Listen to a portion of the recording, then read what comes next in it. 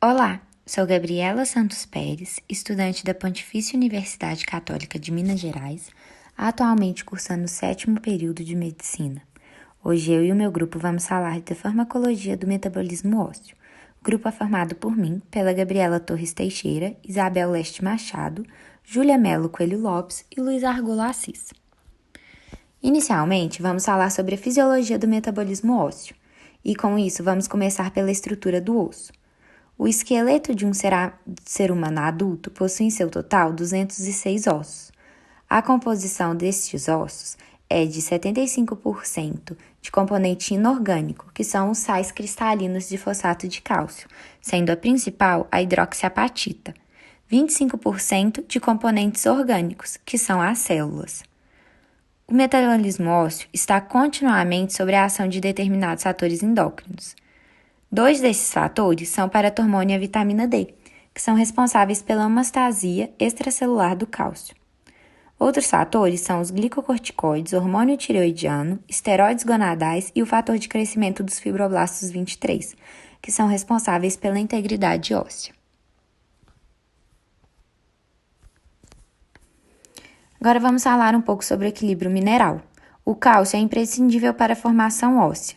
Com a deficiência deste, temos deficiência de componente inorgânico. Com isso, é necessário uma absorção do cálcio. Essa absorção ocorre no intestino delgado, e ela pode ocorrer por 2 mecanismos, a difusão facilitada e o transporte ativo. O transporte ativo acontece principalmente no duodeno e depende do calcitriol, que é a forma ativa da vitamina D. A recomendação de consumo diário de cálcio é de 1.000 mg, pois somente destes, 300 mg que serão absorvidas e cairão na corrente sanguínea para essa utilização. Continuando em relação ao cálcio, é muito importante frisar que se o indivíduo ingerir muito cálcio, a eficácia de absorção deste será menor, e o contrário também ocorre. Quando o indivíduo ingere pouco cálcio, a eficácia de absorção deste será maior. É muito importante também lembrar que existe um fator que pode levar ao aumento da absorção intestinal de cálcio em até 600 mg, e esse fator é o calcitriol, que, como dito anteriormente, é a forma ativa da vitamina D. Agora vou falar sobre regulação da remodelagem óssea. Como dito anteriormente, o osso é formado por componente orgânico. Esses componentes são as células. Existem 2 tipos de células, os osteoclastos e os osteoblastos. Os osteoclastos são responsáveis pela reabsorção óssea, enquanto os osteoblastos são responsáveis pela formação óssea e pela síntese de matriz óssea, e esse processo é nomeado de acreação. Esses 2 tipos de células são reguladas e influenciadas por fatores endócrinos, parácrinos e mecânicos, que atuam em proteínas estimuladoras. Uma dessas proteínas é o ligante RANKL. O RANKL é produzido pelos osteoblastos e seus precursores, os quais expressam ele na membrana celular. O RANK é produzido pelos osteoclastos e nas suas células precursoras da medula óssea. Quando o RANKL se liga ao RANK, existe assim uma interação entre osteoclastos e osteoblastos, fazendo com que os precursores de osteoblastos se transformem em osteoclastos maduros. Acontece que os osteoblastos produzem uma proteína extracelular solúvel, a osteoprotegerina, que se liga ao RANKL. Com isso, ela impede a ligação do RANK com o RANKL. A osteoprotegerina também é chamada de receptor chamariz. E quando ela inibe essa ligação do RANK com o RANKL, ela inibe a maturação dos osteoclastos. Alguns indivíduos possuem deficiência hereditária na formação dessas proteínas que estão presentes nos osteoblastos e nos osteoclastos, ou seja, no RANKL e no RANK. A deficiência destes leva a um tipo de osteoporose, que é por defeito de reabsorção e aumento de massa óssea. Aí você pode pensar, como que um aumento de massa óssea pode levar a um tipo de osteoporose? É simples, o aumento dessa massa óssea é quando a acreação é maior, e isso leva a um osso mais frágil, mais quebradiço. Outros indivíduos possuem deficiência da OPG, e eles também sofrem um tipo de osteoporose, mas ela é causada por um aumento da reabsorção, pois menos osteoblastos estarão ativados. Para entendermos as patologias que vão atuar nos ossos, é muito importante sabermos em relação à remodelagem anual nos indivíduos adultos, ou seja, quando os ossos são reabsorvidos e formados constantemente. Essa remodelagem ocorre em 25% dos ossos trabeculares e em 3% dos ossos corticais. Com isso, podemos observar que doenças que afetam a remodelagem vão acometer os ossos com mais conteúdo trabecular, como os corpos vertebrais. Agora, vou falar um pouco sobre o processo de resorção óssea. Esse processo se inicia a partir de fenômenos químicos e físicos, que vão fazer com que os osteoclastos se diferenciem a partir do RANQ, que é aquela proteína da membrana. Esses osteoclastos, eles vão produzir um selo firme na matriz óssea, onde projetarão microvilosidades, e com isso vai ter a liberação de ácidos. Esses ácidos vão dissolver a hidroxiapatita, levando a uma desmineralização óssea. Essa desmineralização óssea vai levar a uma exposição das células presentes a fatores de crescimento, devido à presença de enzimas proteolíticas. Com isso, após 3 semanas de exposição, os osteoblastos vão ser ativados e terão seu fator RANQ-L. Inicialmente, esses osteoblastos eles vão ocupar as cavidades ósseas e vão começar a produzir matriz inorgânica. Essa matriz inorgânica vai levar, e na cavidade óssea, vai levar à diferenciação desses osteoblastos em osteoides. Além disso, os osteoblastos, eles vão produzir a fosfatase alcalínea, que leva à hidrólise do pirofosfato, levando à liberação de fosfato inorgânico. E, por fim, esse fosfato inorgânico promove a cristalização de sais de fosfato de cálcio, que leva à mineralização óssea, pois é a produção da hidroxiapatita. Juntamente com as lamelas de matriz orgânica, que são os osteoides, com a mineralização óssea, você tem a formação do osteócito. Como já dito anteriormente, o cálcio é de extrema importância para o funcionamento do corpo e, assim, para o metabolismo ósseo. O cálcio tem funções de contração muscular, coagulação sanguínea e liberação de neurotransmissores. E para a garantia dessas funções, é necessário que a homeostasia do cálcio esteja adequada, e para isso também precisamos garantir a homeostasia do fosfato.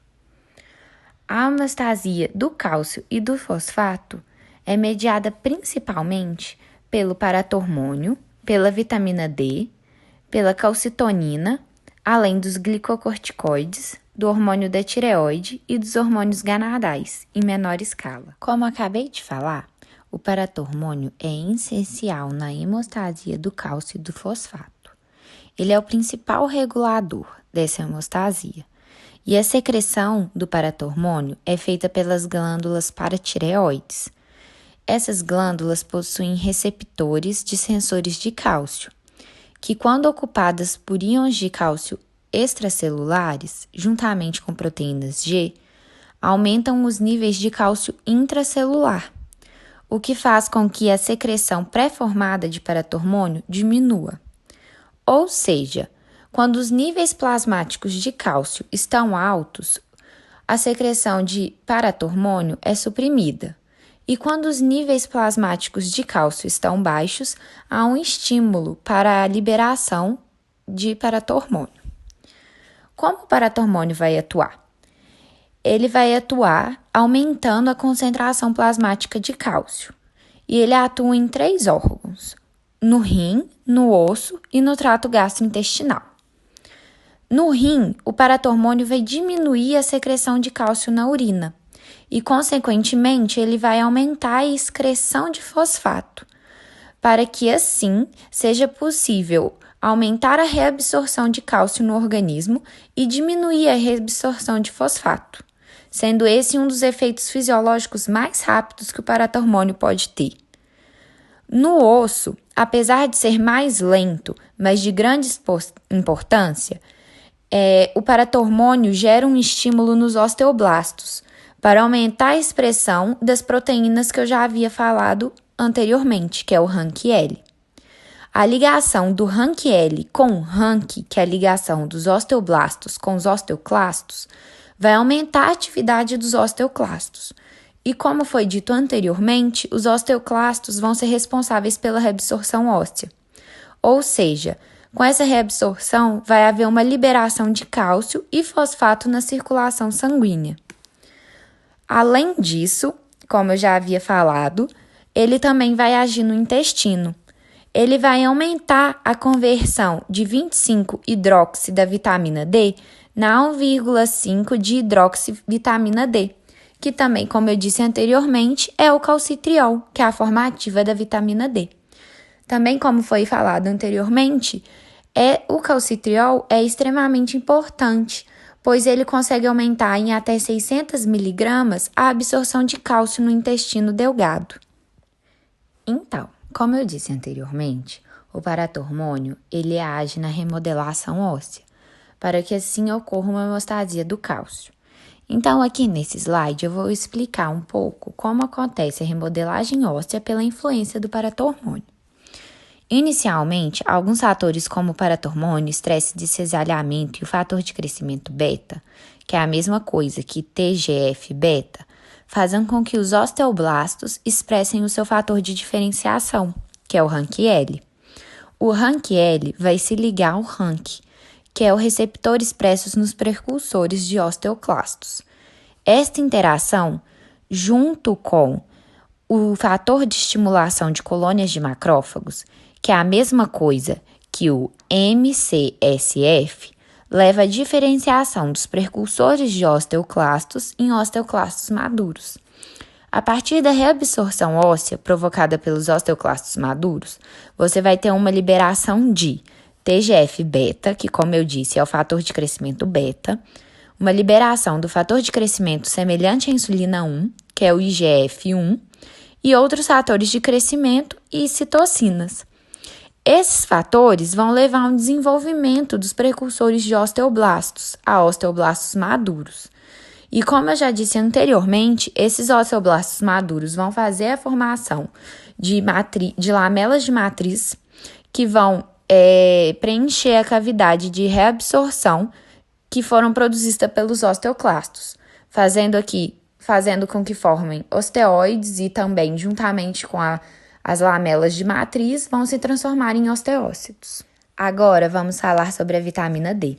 E como visto anteriormente, a vitamina D ela é essencial também na homeostasia do cálcio. Vamos começar então falando sobre a produção da vitamina D. Ela é produzida pelo corpo em quantidades suficientes. Sendo assim, em situações normais, não é necessário nenhum suprimento destas na dieta. A vitamina D ela é considerada um hormônio, porque ela é produzida de forma endógena e também por estar na circulação sanguínea para produzir respostas em tecido-alvos distantes. Agora vamos ver como ela é realmente formada. Ela é formada por dois compostos relacionados. O primeiro dele é o colecalciferol, ou vitamina D3, que é a forma produzida na pele. A produção ela é estimulada pela exposição da pele à radiação ultravioleta da luz solar. E o segundo composto é o ergocalciferol, ou vitamina D2, produzida pelos vegetais. Esses dois compostos que eu acabei de citar, eles vão ser transportados até o fígado e transformados em calcifediol, que depois vai ser transformado em sua forma final, que é o calcitriol, com a ajuda do paratormônio e do túbulo proximal. Agora vamos entender um pouco a ação do calcitriol. No intestino, o calcitriol vai intensificar a absorção de cálcio, porque ele vai agir nos receptores dos enterócitos e vai promover o transporte transcelular do cálcio por meio dos enterócitos. O que ele vai fazer? Ele vai induzir a expressão de uma bomba de captação de cálcio, de uma proteína de ligação do cálcio, denominada calbindina, e de uma bomba de cálcio que vai extrair o cálcio dos enterócitos e vai mandar para capilares circundantes. No osso, o calcitriol vai aumentar a atividade dos osteoclastos, aumentando a reabsorção óssea. No túbulo distal, o calcitriol vai aumentar a reabsorção do cálcio e do fosfato. E já no sistema imune, a síntese de calcitriol pelos macrófagos pode atuar como uma expressão local das células imunes adaptativas. E dessa forma, a vitamina D pode até ser usada como um tipo de tratamento de doença autoimune, como por exemplo na psoríase. E além disso tudo, o calcitriol ele vai se ligar nas células da paratireoides, inibindo a produção de paratormônio. Em relação à calcitonina, que também é um hormônio regulador da homeostase do cálcio, é sintetizado e liberado pelas células C da tireoide em situações de hipercalemia. Esse hormônio age impedindo a reabsorção do cálcio e diminuindo seus níveis plasmáticos, por meio da sua ligação aos receptores existentes nos osteoclastos. Já os glicocorticoides em doses farmacológicas são capazes de diminuir a reabsorção intestinal e tubular renal do cálcio. No entanto, graças ao estímulo que ocorre nessas situações para a liberação do PTH, os glicocorticoides não estão associados ao desenvolvimento de hipocalemia. Além disso, a gente vai começar a falar agora um pouquinho da fisiopatologia do sistema ósseo.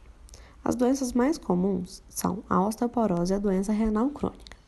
A gente vai começar falando da osteoporose, que é uma doença causada pela redução da produção da matriz óssea e da densidade do mineral ósseo. Essas duas reduções causam uma fraqueza no osso e ele fica mais suscetível a fraturas após traumatismo mínimo, especialmente vértebra, o colo do fêmur e o rádio. A osteoporose ela pode ser dividida entre primária e secundária. A primária podendo ser dividida entre senil e pós-menopáusica. A gente vai falar um pouquinho de cada uma agora. A massa óssea máxima é atingida no início da vida adulta e depende de vários fatores, como a injeção de cálcio, estado hormonal, atividade física e também herança. Depois que a gente atinge o nível máximo de massa óssea, ocorre naturalmente um declínio gradual. E esse declínio ele é causado por erros processuais na remodelagem óssea. Então, por exemplo, o osteoblasto ele não consegue formar o osso no mesmo ritmo que o osteoclasto reabsorve. E além disso, o osteoblasto ele não consegue, além de não conseguir acompanhar esse nível, ele também perde um pouco a capacidade de proliferar, sintetizar matriz orgânica e de responder aos fatores de crescimento igual antes. E por causa desses erros, acontece em média uma redução de 0,7% de massa óssea por ano, o que, ao longo tempo, pode resultar sim em uma osteoporose senil. A osteoporose pós-menopáusica, como o próprio nome já diz, inicia-se 3 a 5 anos após a menopausa, que é quando acontece o maior declínio de estrógeno e, consequentemente, a rápida perda de massa óssea. Com o declínio de estrógeno, acontece o aumento da apoptose dos osteoblastos, o aumento da atividade osteoclástica e o aumento da renovação óssea, o que acarreta em um desequilíbrio entre a formação e reabsorção óssea. Além disso, na ausência do estrógeno, os osteoclastos escavam ossos trabeculares, acarretando uma remodelagem amplamente espaçada e com menos interconexões. Já os ossos corticais, as cavidades mais profundas coalescem, formando espaços porosos. Além disso, com a menopausa, há aumento de apoptose dos osteócitos, o que compromete a rede mecanosensorial que detecta microlesões e que estimula a reparação óssea. Dessa forma, além do aumento da reabsorção óssea, há também o acúmulo de microlesões, resultando na fragilidade do osso.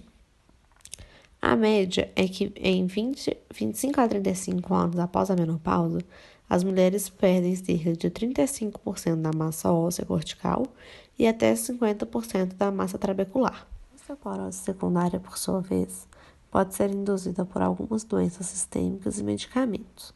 As causas mais comuns incluem tirotoxicose, hiperparatiroidismo, glicocorticoides elevados, tabagismo e etilismo.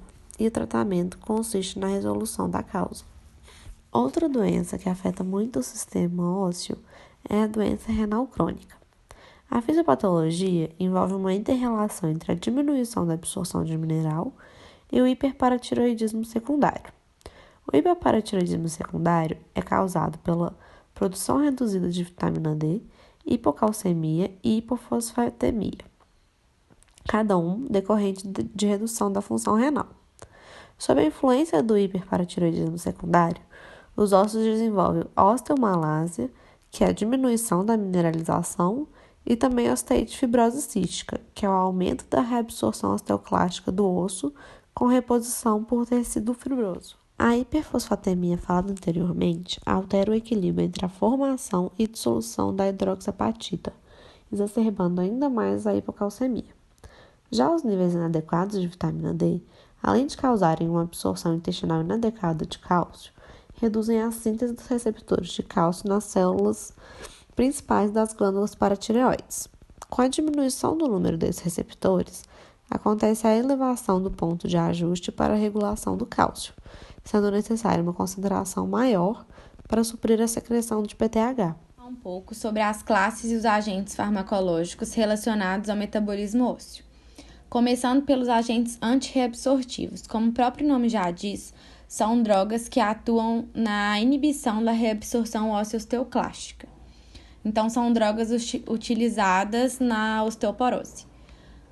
Dentro dos agentes antirreabsortivos, eu vou começar falando da terapia de reposição hormonal, que consiste na própria reposição do estrogênio, que é considerado um fator protetor importante. É feita em mulheres na pós-menopausa, pode ser utilizada como forma de prevenção da osteoporose. E geralmente o estrógeno está associado a um progestágeno, com o objetivo de reduzir o risco de hiperplasia endometrial. Falando um pouco sobre o mecanismo de ação, o estrógeno ele reduz a reabsorção óssea. E como que ele reduz? Ele supre a formação do fator Hunkley e de citocinas, como a IL-6, que induzem a formação de osteoclastos maduros, ou seja, eles indiretamente inibem a formação de osteoclastos maduros.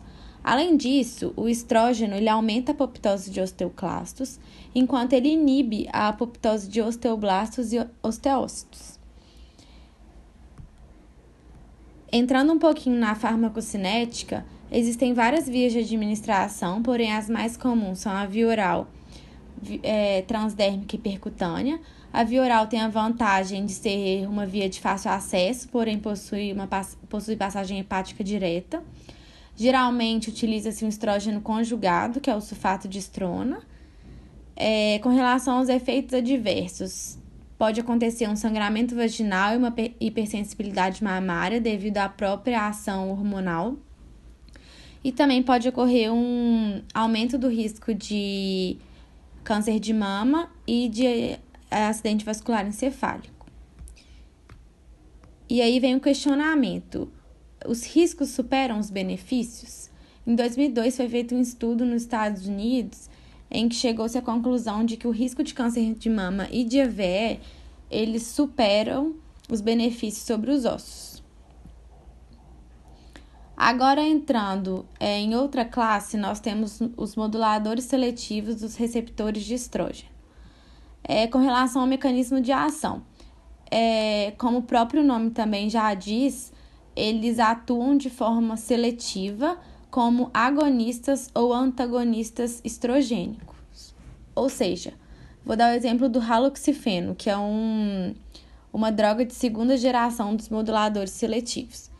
O haloxifeno ele possui efeito agonista estrogênico no osso, porém na mama e no endométrio ele possui efeito antagonista estrogênico. Então, na verdade, ele não possui efeito, né? E assim como o estrogênio, ele vai atuar reduzindo a reabsorção óssea. E além disso, os moduladores seletivos, eles aumentam a densidade mineral óssea e reduzem as fraturas vertebrais. Com relação à sua farmacocinética, eles são administrados por via oral, possuem amplo metabolismo de primeira passagem hepática e ampla distribuição pelo organismo, e é excretado principalmente pelas fezes. Com relação aos efeitos adversos, eles aumentam o risco de trombose venosa e embolia pulmonar e diminuem discretamente os níveis de LDL. Algumas observações importantes o haloxifeno, que é um exemplo que eu citei dos moduladores seletivos, eles não reduzem fraturas não vertebrais. mas eles têm um ponto benéfico que serem seletivos e antagonistas, por exemplo, Uma outra classe é a do bifosfonatos, inclusive é a classe mais amplamente utilizada dos antirreabsortivos, sendo eles o alendronato, risedronato, ibandronato, pamidronato e o zoledronato. Com relação ao mecanismo de ação, eles são análogos ao pirofosfato, fazendo com que ocorra uma grande adesão ao tecido mineralizado. Os bifosfonatos, então, eles são incorporados ao mineral e permanecem ativos e não metabolizados. Quando ocorre a reabsorção óssea, os osteoclastos, eles dissociam o bifosfonato do mineral, que é depositado em outra parte do esqueleto, ou então o bifosfonato ele é absorvido pelos osteoclastos. Dentro dos osteoclastos, eles bloqueiam uma etapa do processo, interferindo nas suas funções e causando a apoptose dos osteoclastos. Com relação à farmacocinética, o pamidronato e o zoledronato por via endovenosa, eles podem ser utilizados em hipercalcemia associada à neoplasia. Já o alendronato, risedronato, pamidronato ou zoledronato, também por via endovenosa, podem ser utilizados na doença de Paget. E o alendronato, risedronato e ibandronato por via oral, eles são utilizados na osteoporose pós-menopausa. Todos são excretados por filtração glomerular e por isso é necessário uma atenção maior à função renal. E devido à absorção intestinal reduzida, os bifosfonatos utilizados por via oral, eles devem ser tomados pela manhã em jejum. E o paciente deve ser orientado a alimentar somente 30 a 60 minutos após a utilização da droga. Com relação aos efeitos adversos, os bifosfonatos por via oral, eles podem causar esofagite local e erosão esofágica, por isso que deve ser tomado com 250 ml de água. E, além disso, após cirurgia oral, o uso crônico de bifosfonatos potentes pode causar osteonecrose da mandíbula. E, além disso, observações relevantes, os bifosfonatos eles são contraindicados para pacientes com esvaziamento gástrico tardio, com erosões esofágicas prévias e hipocalcemia. Os antagonistas do Hunkley fazem parte de uma outra classe dos antirreabsortivos. Com relação ao mecanismo de ação, o denosumab é um dos principais representantes dessa classe e consiste em um anticorpo monoclonal totalmente humano feito contra o fator Hunkley. Ou seja, ele acomete a ligação Hunkley-Hunk, tendo como consequência a diminuição da quantidade de osteoclastos maduros e a diminuição da reabsorção óssea trabecular e cortical. Além disso, ele ainda aumenta a densidade mineral óssea da coluna e do quadril. Com relação à farmacocinética, a administração é via subcutânea, uma vez a cada 6 meses, e ele é composto apenas por aminoácidos e carboidratos. Então, prevê-se que a degradação e a eliminação é feita em forma de peptídeos e aminoácidos individualizados. Os efeitos adversos, por ser um medicamento relativamente novo, ainda não se tem muito conhecimento e ele é contraindicado em pacientes com hipocalcemia. Por último, a última classe dos antirreabsortivos é a calcitonina. A calcitonina ela se liga a um receptor da proteína G que está presente nos osteoclastos, diminuindo a sua atividade. Então, ela pode ser utilizada no tratamento de algumas formas de hipercalcemia, doença de Paget ou osteoporose pós-menopausa, por serem todas patologias que cursam com a atividade osteoclástica aumentada. Com relação à farmacocinética, se for utilizada para tratamento de hipercalcemia ou doença de Paget, ela é utilizada por via cutânea. E se for para osteoporose pós-menopausa, é por via intranasal. Lembrar que a calcitonina sintética possui uma meia-vida maior do que a calcitonina humana. Os efeitos adversos que podem ter rubor facial, náusea, diarreia ou anorexia. E observações relevantes. A calcitonina sintética de salmão, Temos a classe de agentes anabólicos ósseos. E esses medicamentos, eles vão evitar a perda óssea, aumentar a massa e a resistência do osso. Então, é um medicamento muito adequado para tratar quem já sofreu uma ou mais fraturas, quando acontece alguma fragilidade por osteoporose. O primeiro medicamento que a gente vai ver é o fluoreto. Ele foi o primeiro agente anabólico e ele vai ser utilizado em doses mais altas do que contém na água fluoretada e assim vai se tornar um mitógeno para os osteoblastomas, aumentando a massa óssea trabecular e acelera a perda óssea cortical. De efeito adverso, vai ter a conversão da hidroxiapatita em fluorapatita, que é mais densa e mais quebradiça. E também não existe ainda uma concordância 100% entre os autores de que impede a ocorrência das fraturas vertebrais ou não vertebrais, então isso ainda está sendo investigado. O próximo medicamento que a gente vai falar é o paratormônio. O mecanismo de ação que ele tem é favorecer o anabolismo ósseo, e para isso é necessário que seu uso seja intermitente, porque quando o seu uso é persistentemente elevado, quando ele é utilizado de forma persistente e com concentrações elevadas, de PTH, vai acontecer uma remodelagem óssea, só que vai ter uma maior resorção do que formação. Então, desse jeito, o osso pode se tornar fraco, ficar mais suscetível a fraturas e também pode até acabar desenvolvendo a osteoide fibrose cística. Só que quando a gente utiliza de forma intermitente, uma vez ao dia, vai aumentar também a remodelagem óssea, só que vai ter uma maior formação de novo osso do que resorção. Então, por isso, é necessário que seja utilizado de forma intermitente. Ela é indicada em osteoporose da pós-menopausa idiopática nas mulheres, osteoporose hipogonática em homens, osteoporose induzida por glicocorticoides e para redução de fraturas vertebrais e não vertebrais em mulheres com osteoporose. Ela é utilizada via subcutânea, uma vez ao dia, e a biodisponibilidade é quase zero quando é utilizada por via oral, então não é recomendado. De efeito adverso, quando tem o uso prolongado, vai ter um crescimento ósseo muito excessivo, então pode desenvolver alguns osteosarcomas, e por isso é importante utilizar apenas quando são fraturas de alto risco. Porém, isso também está sendo investigado, ainda não há uma concordância 100%, ainda não é comprovado que o crescimento ósseo excessivo por uso do paratormônio leva ao desenvolvimento de osteosarcomas. Para o tratamento de hiperparatiroidismo secundário na doença renal crônica, vamos utilizar os fixadores de fosfatos orais. Por quê? Nesses pacientes com doença renal crônica ou com uma hiperfosfatemia crônica, vão formar complexos com cálcio circulante devido ao aumento do fosfato plasmático. E dessa forma vai causar uma diminuição da concentração de cálcio, levando ao hiperparatiroidismo. Então, além disso, a precipitação de fosfato de cálcio pode comprometer a função também. Então, por isso que é muito importante restringir o fosfato da dieta e usar esses fixadores de fosfato para poder evitar esses acontecimentos.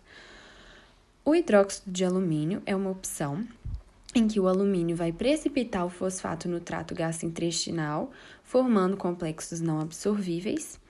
Só que o alumínio tem uma alta toxicidade. E o seu uso crônico pode levar a várias sequelas, como anemia crônica, osteomalácia e neurotoxicidade. Por isso, ele não é mais utilizado hoje em dia. O carbonato de cálcio e o acetato de cálcio, quando utilizados juntos, eles vão se ligar ao fosfato da dieta também, inibindo a sua absorção, causando o mesmo efeito. Só que de efeito adverso, vai ter uma hipercalemia iatrogênica e vai aumentar também o risco de calcificação vascular, mas ele é utilizado. O Cevelamar, a terceira e última opção, vai ter uma resina que vai trocar os íons catônicos não absorvíveis, ligando ao fosfato intestinal. E dessa forma vai reduzir a absorção também do fosfato da dieta. E por isso ele é indicado para hiperfosfatemia em pacientes com doença renal crônica e para a síndrome de hiperfosfatemia hiperostose. Temos também o calcitrol e seus análogos. Como mecanismo de ação, a vitamina D ativa vai aumentar a absorção de cálcio pela dieta e vai suprimir a secreção de PTH. Também vai se ligar aos receptores de vitamina D, ativando eles e suprimindo a transcrição do gene PTH e a hiperplasia das paratireoides. Porém, de efeito adverso, pode causar uma hipercalemia. O calcitrol é uma outra opção também, que é a forma dihidroxilada da vitamina D3.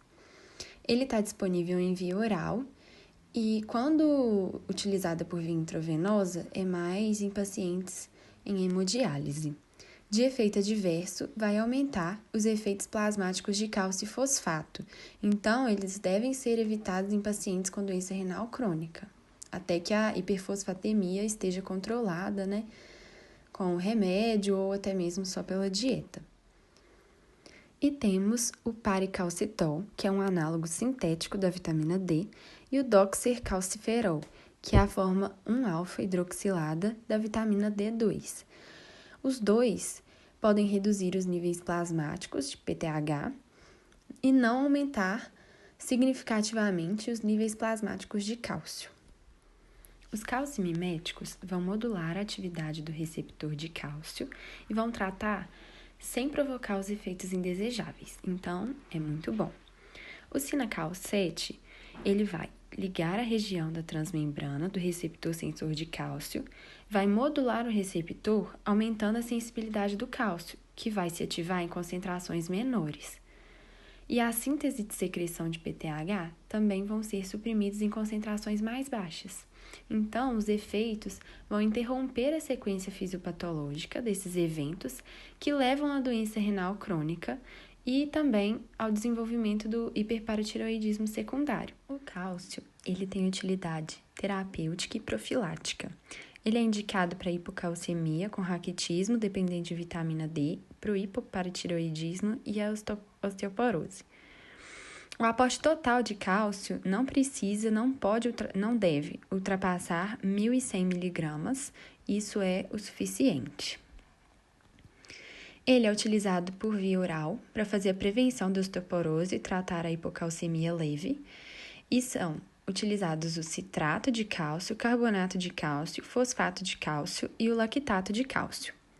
Nos casos mais graves, são utilizados via intravenosa e é o gliconato de cálcio, que é o melhor cloreto de cálcio que tem. Essa profilaxia é utilizada para mulheres na pós-menopausa.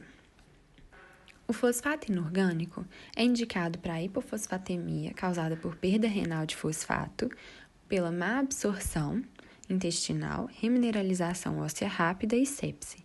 São utilizados o fosfato de potássio neutro e o de sódio neutro. O de sódio é melhor, porque ele pode aumentar a depuração renal ao aumentar o volume do líquido extracelular. Eles são utilizados por via oral e a via intravenosa é utilizada mais nos casos graves. De efeito adverso, na via oral pode ter diarreia e na via intravenosa pode ter hipocalcemia. Também podemos utilizar a vitamina D. E temos de vitamina D o colecalciferol, que é a vitamina D3, o ergocalciferol, a vitamina D2, calcifediol e o calcitrol. São indicados por hipoparatireoidismo, raquitismo, osteomalácia, osteoporose e para doença renal crônica. De todos esses medicamentos, o calcitriol é o mais utilizado. Ele vai iniciar e terminar a ação mais rápido, com 12 horas, e vão alcançar de modo mais rápido o equilíbrio dinâmico, demorando de 72 a 96 horas. No hipoparatireoidismo, ele é utilizado para aumentar a absorção intestinal de cálcio, para diminuir a depuração renal de cálcio, e geralmente ele é utilizado com algum diurético tiazídico. No raquitismo dependente de vitamina D do tipo 1, o calcitriol é o medicamento mais utilizado. Só que no raquitismo dependente da vitamina D tipo 2, ele não é muito eficaz em doses convencionais. Então, ele tem que ser utilizado em doses muito altas e foi demonstrado que tem sido efetivo para alguns pacientes com essa doença. No raquitismo nutricional, a vitamina D é utilizada em baixas doses como prevenção, em doses mais altas apenas para o tratamento. No raquitismo resistente à vitamina D, sempre acompanhado de hipofosfatemia, trata-se com fosfato de potássio neutro, oral e o calcitriol. Na osteoporose, para prevenção e para o tratamento, são administrados vitamina D e suplementos dietéticos de cálcio. Tem algumas controvérsias sobre prevenção em fraturas vertebrais e não vertebrais diante desse tratamento com a vitamina D. E isso pode refletir em relação à incidência da deficiência renal não diagnosticada de 25-hidroxivitamina D, que é a 1-alfa-hidroxilase, o que teria que ser tratado com suplementos de calcitriol e não com a vitamina D. E é isso, nossas referências.